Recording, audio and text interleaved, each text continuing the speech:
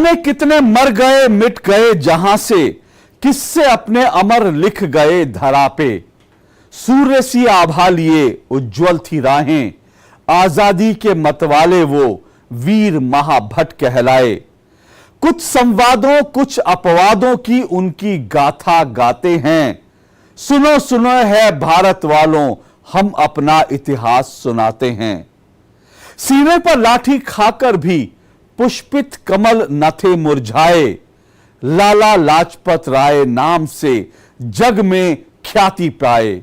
सहनशीलता से अपनी शत्रु को नाकों चने चबवाए। पंजाब केसरी की उपाधि तब सिरमौर सजाए। नमस्कार, मैं हूं अशोक श्रीवास्तव और आप देख रहे हैं डीडी दस्तावेज। और डीडी दस्तावेज की शुरुआत में एक कवि की इन पंक्तियों को सुनकर आपको यह एहसास हो गया होगा कि आज डीडी दस्तावेज में हम लाला लाजपत राय की बात कर रहे हैं, क्योंकि उनकी जयंती भी है।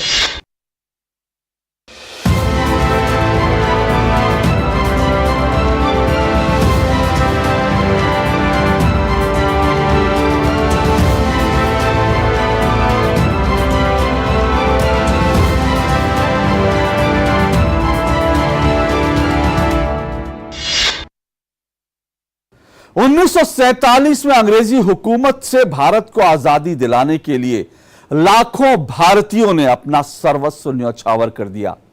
एक लंबी लिस्ट है। अगर हम स्वतंत्रता संग्राम में शामिल तमाम स्वतंत्रता सेनानियों की लिस्ट बनाने लगेंगे तो बहुत लंबी लिस्ट है।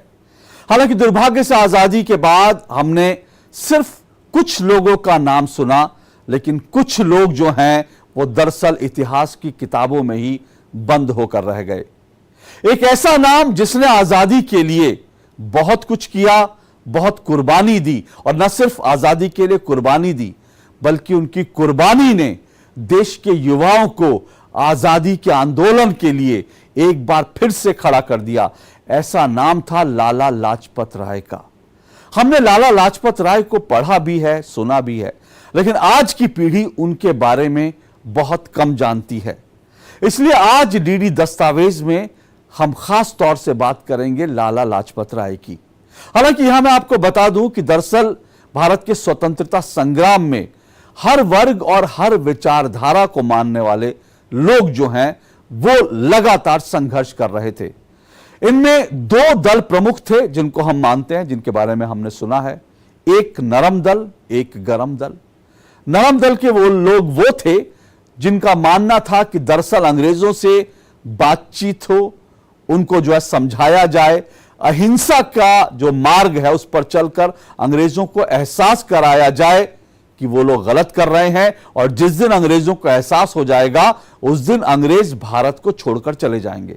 लेकिन एक दूसरी विचारधारा भी थी जो मानते थे कि अगर आजादी चाहिए तो उसके लिए बलिदान देना होगा, संघर्ष करना होगा, लड़ना होगा, अंग्रेजों के दांत खट्टे करने होंगे। और ऐसे लोग गरम दल वाले कहलाए, जो अंग्रेजों से डटकर लोहा लेते थे, अंग्रेजों की ईंट से ईंट बजाते थे। और उन्हीं में से प्रमुख नाम है पंजाब केसरी लाला लाजपत राय का। धुधी के पंजाब का एक छोटा और साधारण सा गांव है। यहीं पर हमारे प्रथम स्वाधीनता संग्राम के ठीक 8 वर्ष बाद 28 जनवरी 1865 को लाजपत राय का जन्म हुआ। उस समय कौन सोचता था कि यही बालक आगे चलकर पंजाब केसरी के नाम से विख्यात होगा। उसके माँ बाप गरीब थे।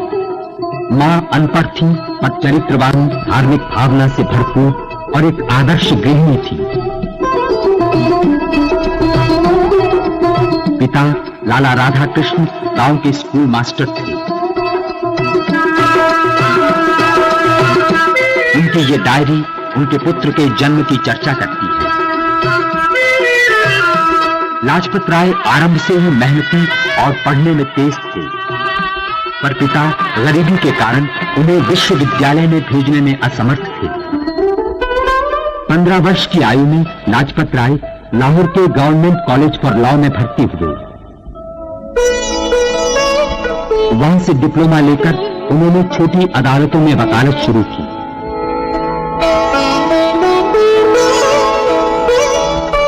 कुछ वर्ष बाद उन्होंने वकालत की डिग्री ली और हिसार की जिला अदालतों में वकालत शुरू की।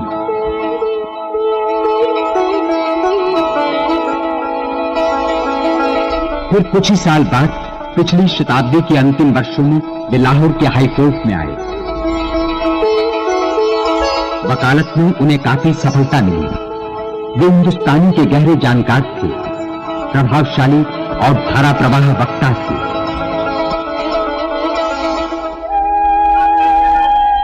लाहौर में उन दिनों आर्य समाज और ब्रह्म समाज ने चेतना की लहर दौड़ा दी थी।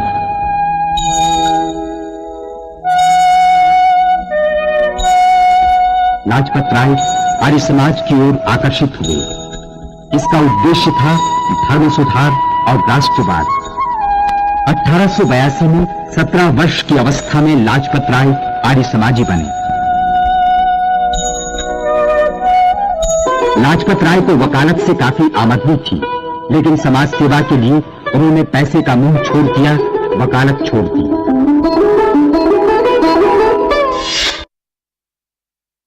लाला लाजपत राय एक सच्चे देशभक्त के साथ ही एक सच्चे समाज सुधारक भी थे। उन्होंने जीवन भर अछूतों के उद्धार के लिए कार्य किया। इसके साथ साथ उन्होंने देश में शिक्षा के क्षेत्र में भी कई बड़े उल्लेखनीय कार्य किए। उन्होंने नारियों को भी शिक्षा का समान अधिकार मिले, यानी स्त्री शिक्षा के लिए भी उन्होंने खूब प्रयास किए। लाला लाजपत राय एक धार्मिक व्यक्ति थे, पर उन्होंने हिंदू धर्म में भी कुछ जो कट्टरताएं थी, रूढ़ियां थी, उनका सदैव विरोध किया। ईश्वर में उनकी सच्ची आस्था थी। मातृभूमि के लिए उनका त्याग और बलिदान अतुलनीय है। भारत में जन्मे एक प्रमुख स्वतंत्रता सेनानी थे लाला लाजपत राय, और पंजाब में जन्म लेने के कारण उन्हें पंजाब केसरी कहा जाता है। लाला लाजपत राय ने ही पंजाब नेशनल बैंक और लक्ष्मी बीमा कंपनी की स्थापना की थी। उन दिनों समाज सेवा और राजनीतिक क्षेत्र में कुछ और बड़े बड़े नेता चमके, जैसे तिलक, एनी बेसेंट और दादा भाई नौरोजी।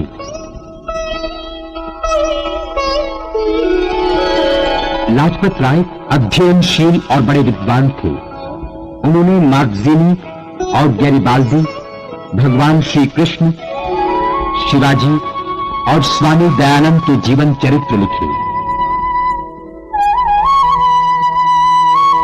स्वामी दयानंद सन 1883 में दिवाली के दिन स्वर्गवासी हुए। लाला हंसराज और पंडित गुरुदत्त स्वामी जी के शिष्य थे, और लाजपत राय ने उनके साथ स्वामी जी के स्मारक निर्माण की ठानी। फलस्वरूप लाहौर में प्रथम दयानंद एंग्लो वैदिक कॉलेज की स्थापना हुई। अब तक लाजपत राय सबों के प्रिय पात्र लाला जी बन गए थे। 1895 में उन्होंने पंजाब नेशनल बैंक की स्थापना में सहायता की। आज इस बैंक की शाखाएं सारे देश में हैं। 1897 में राजपुताना में लाजपत राय हजारों अकाल पीड़ितों की सहायता के लिए गए। वहां की भुखमरी ने उनका हृदय द्रवित कर दिया और वे आम जनता की सेवा में जुट गए। 1904 में उन्होंने कांगड़ा भूकंप पीड़ितों के लिए राहत कार्य संगठित किया।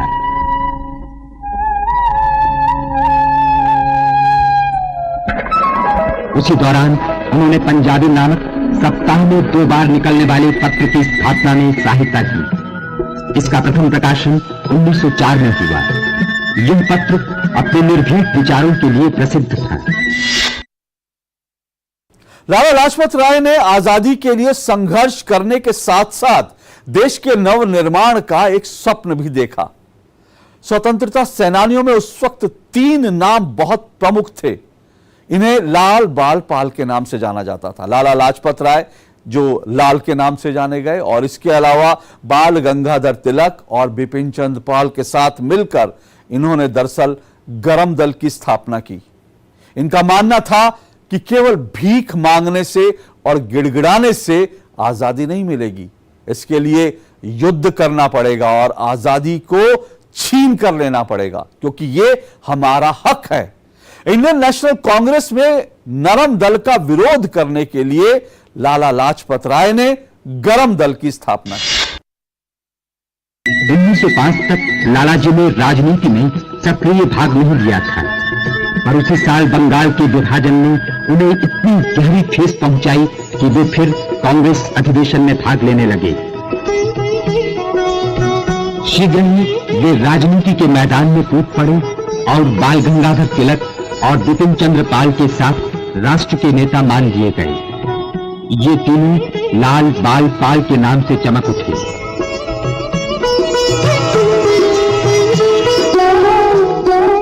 1905 के कांग्रेस अधिवेशन में उग्रवादी लालाजी ने गोपाल कृष्ण गोखले के नरम दल वालों से संबंध तोड़ लिया। वे आजादी की भीख नहीं मांगना चाहते थे। लालाजी ने देशवासियों को निर्भयता और आत्मसम्मान का संदेश दिया। कलकत्ता के कांग्रेस अधिवेशन के अध्यक्ष थे दादा भाई नौरोजी। यहां लालाजी ने स्वराज, स्वदेशी, अंग्रेजी चीजों का बहिष्कार और राष्ट्रीय शिक्षा के प्रस्ताव का समर्थन किया। पंजाब में राजनीतिक उथल-पुथल बढ़ती जा रही थी। अंग्रेजों के उपनिवेशवादी बिल से लायलपुर, मॉन्टगोमरी और मुल्तान के लोग, विशेषकर भारतीय फौज के सैनिक और भूतपूर्व सैनिक क्रुद्ध हो उठे। लालाजी ने अंग्रेजों के साथ सहयोग न करने के आंदोलन की अगुवाई की। उनके साथी थे अजीत सिंह, शहीद भगत सिंह के चाचा।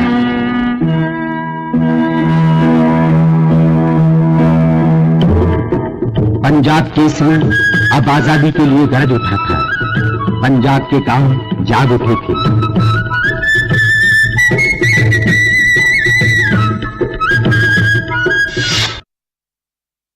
हालांकि लाला लाजपत राय गांधी जी के संपर्क में आने के बाद उनसे बहुत प्रभावित भी हुए थे और बाद में अपने व्यवसाय को उन्होंने तिलांजलि दे दी और पूरे समर्पित भाव से गांधी जी द्वारा चलाए गए स्वतंत्रता आंदोलन में कूद गए। लाला जी हमेशा से ही अंग्रेजों और अंग्रेजी सरकार का विरोध करते रहे, जिससे क्षुब्ध होकर अंग्रेजों ने 1907 में उन्हें बर्मा जेल में डाल दिया। जेल से लौटने के बाद वे और ज्यादा सक्रिय हो गए, क्योंकि अंग्रेज उनकी हिम्मत नहीं तोड़ पाए। उन्होंने महात्मा गांधी की अध्यक्षता में होने वाले असहयोग आंदोलन में खुलकर उनका साथ दिया। उन्हें कई बार अंग्रेजों ने जेल भेजा, लेकिन वे अपने उद्देश्य और अपने जो उन्होंने दरअसल जो प्रण किया था, उससे जरा भी विचलित नहीं हुए।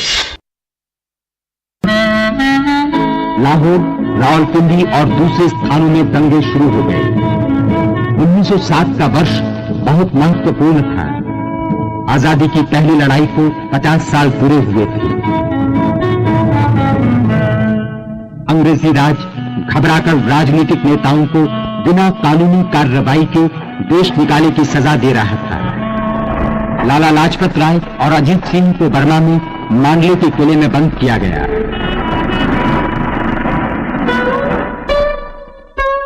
यहीं लालाजी अपना अधिकतर समय पढ़ने लिखने में बिताते। यहीं पर उन्होंने आत्मकथा भी शुरू की, पर वे उसे पूरी न कर सके।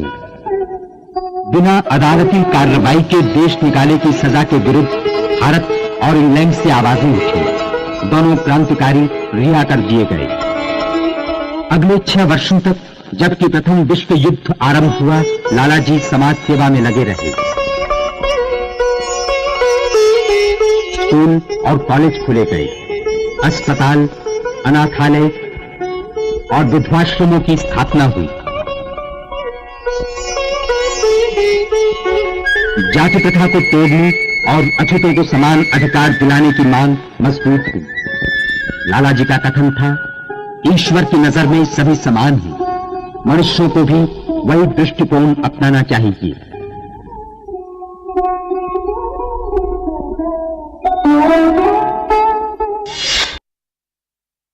वास्तव में लाला लाजपत राय भारत के उन अमर स्वतंत्रता सेनानियों में से एक हैं जिन्होंने मातृभूमि की गुलामी की बेड़ियों को तोड़ने में अपनी ओर से अपना सर्वस्व न्यौछावर कर दिया।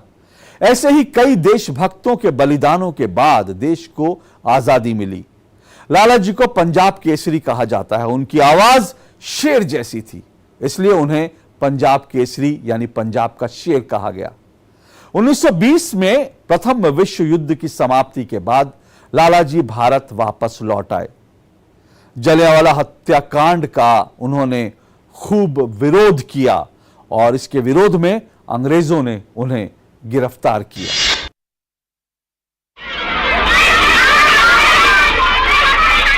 सारा देश अंग्रेजों के अत्याचार से कांप उठा था, फिर भी लोगों ने अहिंसा का मार्ग नहीं छोड़ा।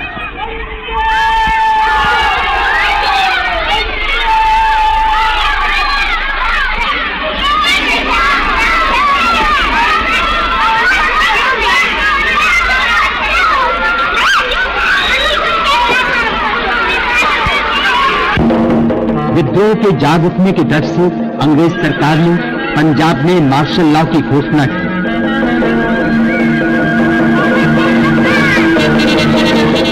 भारत की जनता के लिए यह बड़ा भारी संकट का समय था। 1920 में लाला जी भारत लौटे। सारे देश में क्रोध और विद्रोह का वातावरण था। भारत इंग्लैंड के संबंध 1857 के विद्रोह के बाद एक बार फिर बहुत कटु हो गए थे। समय था राजनीतिक कदम उठाने का।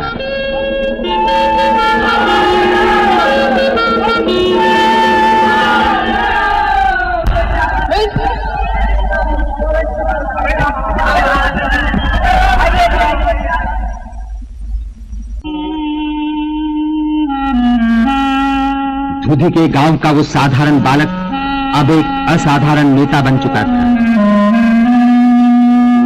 पंजाब केसरी कांग्रेस अध्यक्ष चुने गए।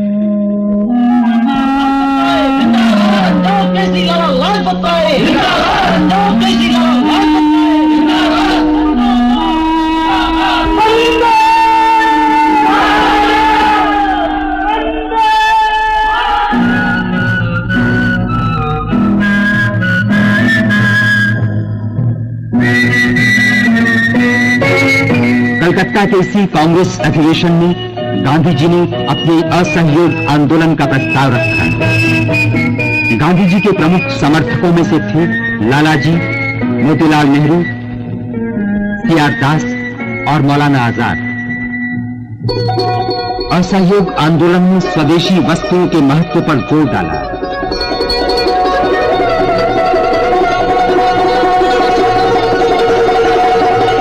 कताई स्वराज के अहिंसात्मक युद्ध का प्रतीक बन गई। मोतीलाल नेहरू, लाला जी और कुछ अन्य लोगों की अगुवाई में आयात होने वाले ब्रिटिश माल के बहिष्कार का आंदोलन शुरू हुआ।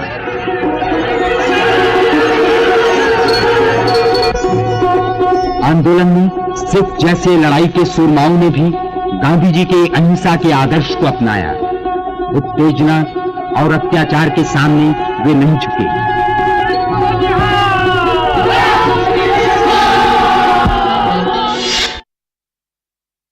चौरी चौरा कांड के बाद महात्मा गांधी ने असहयोग आंदोलन को बंद करने का निर्णय लिया। लाला जी इसके खिलाफ उठ खड़े हुए। वो इस बात से बिल्कुल भी सहमत नहीं थे कि असहयोग आंदोलन को बंद किया जाए। इसलिए उन्होंने कांग्रेस से अलग होकर कांग्रेस इंडिपेंडेंस पार्टी की स्थापना की। 1928 में अंग्रेजों ने संवैधानिक विषयों पर चर्चा करने के लिए साइमन कमीशन को भारत भेजने का फैसला किया। पर आश्चर्य की बात यह थी कि इस कमीशन में एक भी भारतीय नहीं था। इस पर सभी भारतीयों में बहुत रोष था और लाला जी ने इसके खिलाफ कमर कस ली। लाहौर में साइमन कमीशन के विरोध में लाला लाजपत राय ने विशाल रैली को संबोधित किया। लेकिन इसी रैली को संबोधित जब वो कर रहे थे तब अंग्रेजों ने अंग्रेजी पुलिस ने उन पर भयंकर लाठीचार्ज कर दिया। उनके सर पे घातक चोट आई और इस चोट आने के कारण 3 हफ्ते के बाद भारत माता के ये वीर सपूत चिर निद्रा में लीन हो गए। गांधी जी ने अपना पहला असहयोग आंदोलन 1922 में बंद कर दिया, जब चौराचौरी में पुलिस टुकड़ियों के खिलाफ हिंसात्मक तूफान जाग उठे।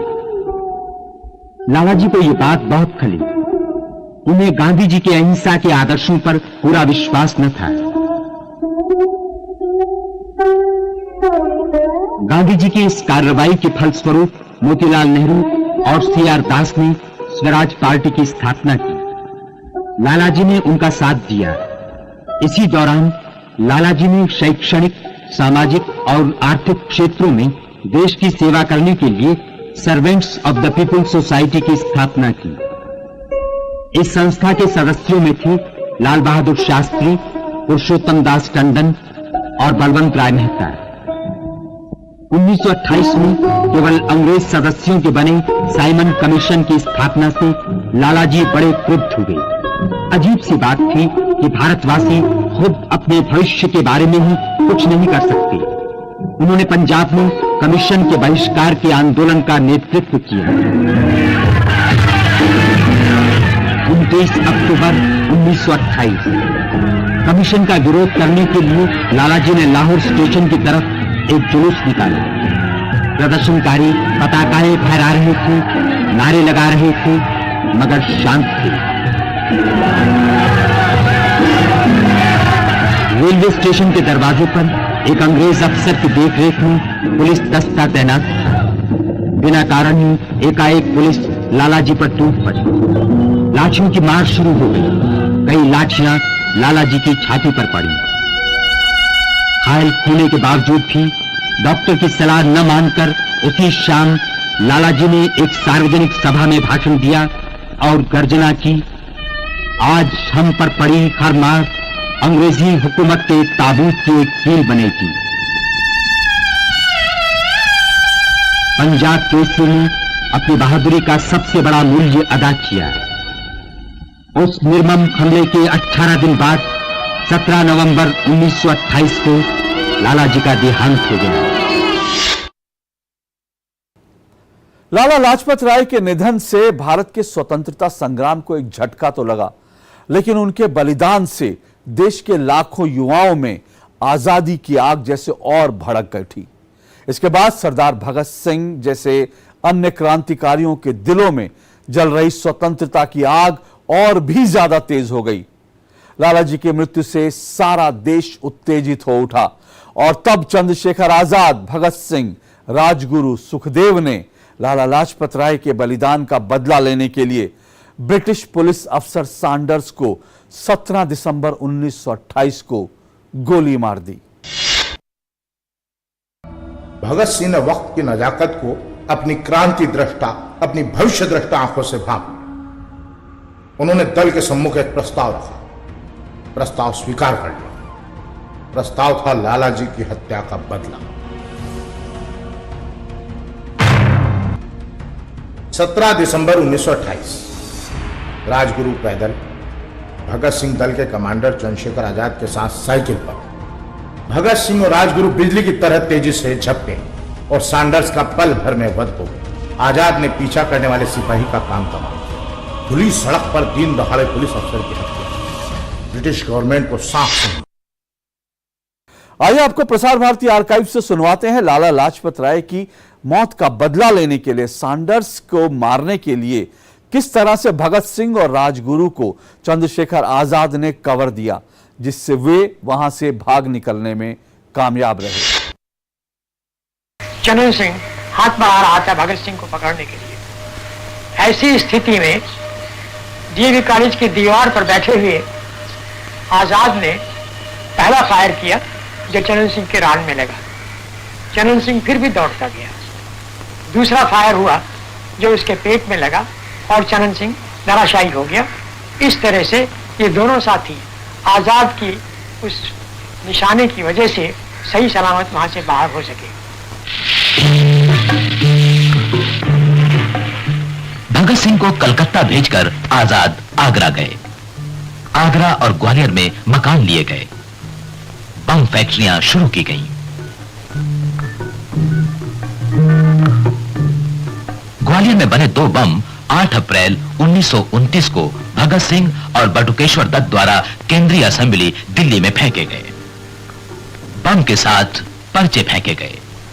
इनमें कहा गया था, पहरों को सुनाने के लिए धमाके की जरूरत होती है, सार्वजनिक सुरक्षा और औद्योगिक विवाद जैसे कानून दमन चक्र को और भी तेज कर रहे हैं। जनता को कुचला जा सकता है, लेकिन आजादी की भावना को कोई ताकत नहीं कुचल सकती। लाला लाजपत राय के बलिदान का भारत के स्वतंत्रता संग्राम पर गहरा असर पड़ा। भगत सिंह ने असेंबली में बम धमाका किया। गरम दल के क्रांतिकारी लगातार प्रदर्शन कर रहे थे। स्वदेशी आंदोलन की आग भी जल रही थी। गरम दल और नरम दल के बीच रस्साकशी शुरू हो गई थी।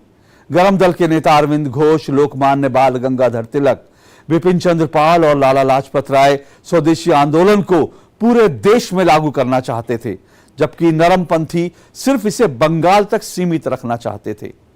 मतभेद बढ़ते गए। इसके बाद 1907 के कांग्रेस के सूरत अधिवेशन में कांग्रेस नरम दल और गरम दल में विभाजित हो गई।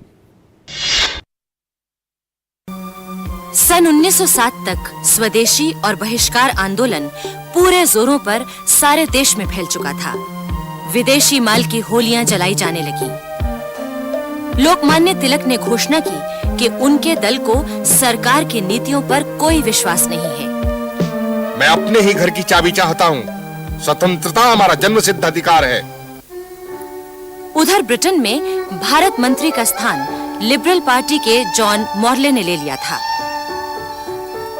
भारत में लॉर्ड कर्जन के स्थान पर लॉर्ड मिंटो ने वायसराय का पद संभाल लिया था। मॉर्ले और मिंटो दोनों का विचार था कि भारत की अशांति को दबाने के लिए केवल बल प्रयोग से काम नहीं चलेगा। ये भी जरूरी है कि सुरेंद्रनाथ बैनर्जी, मोतीलाल घोष और गोखले जैसे नेताओं से भी संपर्क रखा जाए। ये सब कांग्रेस के नरम दल के नेता थे, लेकिन गरम दल के नेता कुछ कम प्रभावशाली न थे। तिलक, अरविंद घोष, विपिन चंद्र पाल, लाला लाजपत राय आदि ने भी कांग्रेस पर अपना प्रभाव जमाना शुरू कर दिया था। चूंकि कांग्रेस को उस समय तक ब्रिटिश सरकार ने राजनीतिक महत्व दे दिया था, इसलिए गरम दल और नरम दल के बीच रस्साकशी शुरू हो गई। सन 1907 में सूरत में हुए कांग्रेस अधिवेशन में दोनों दलों के बीच खुलकर संघर्ष हुआ। काफी गड़बड़ी के बाद गरम दल वाले पंडाल छोड़कर चले गए। अधिवेशन की कार्रवाई नरम दल वालों ने चलाई। वहां उपस्थित 1600 प्रतिनिधियों में से केवल 900 गरम दल के साथ हो गए। बहुत से इतिहासकारों को और विश्लेषकों को यह लगता है कि लाला लाजपत राय ने भारत के स्वतंत्रता संग्राम में जो योगदान दिया, जो बलिदान दिया, उसे हमने अपनी नई पीढ़ी को बहुत कम बताया है, बहुत कम दिखाया है। आज प्रसार भारती आर्काइव से हम यह एपिसोड आपके लिए खास इसलिए लेकर आए क्योंकि आज भारत की आजादी के 75 साल बाद आप पंजाब केसरी लाला लाजपत राय के बलिदान को कभी ना भूलें। और अगर आप इनके बारे में कुछ और जानना चाहते हैं तो प्रसार भारती आर्काइव्स पर लाला लाजपत राय पर आधारित इस डॉक्यूमेंट्री को आप जरूर देखिएगा। आज के लिए इतना ही। डीडी दस्तावेज की पूरी टीम को दीजिए इजाजत। नमस्कार।